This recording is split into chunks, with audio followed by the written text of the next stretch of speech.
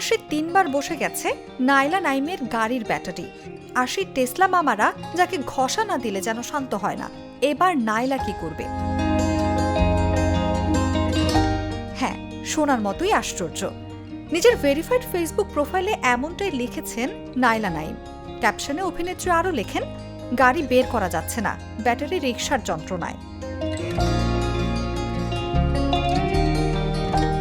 ক্যাপশনে নাইলা নাইম জানান, স্বল্প দূরত্বে হেঁটে যাচ্ছেন তিনি, দরকারে স্কুটার চালাচ্ছেন, আর বড় দফতরে যেতে হচ্ছে সিএনজিতেই। এরপর মজা করেই লিখেছেন, যখন গাড়ি নিয়ে বের হই টেসলা মামারা ঘষা দিয়ে যায়। এই চিন্তা থেকে নাইলা ভাবছেন, এই গাড়িটি কি মিউজিয়ামে রেখে দেব, নাকি যে দুটো আছে তার একটা বিক্রি করে দেব? এই প্রশ্ন তিনি ছুড়ে দিয়েছেন দর্শকের দিকে। বলেছেন, আপনারা কি বলেন? মজার ব্যাপার হলো, এই পোস্ট করার একদিনের মধ্যে কমেন্ট বক্স উপচে উঠেছে নানা মন্তব্যে। কেউ লিখেছেন, মিউজিয়ামে রাখার প্রয়োজন নেই, আমার কাছে রাখেন।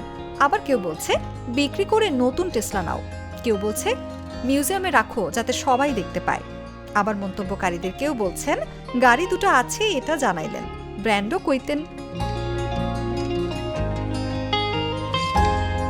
শেষমেশ নাইলার সিদ্ধান্তই হবে চূড়ান্ত। তবে এটা নিশ্চিত যে যে কেউ এই পোস্ট দেখবে তার মুখে হাসি ফোটাবে। নিউজ ডেস্ক, জাগো নিউজ।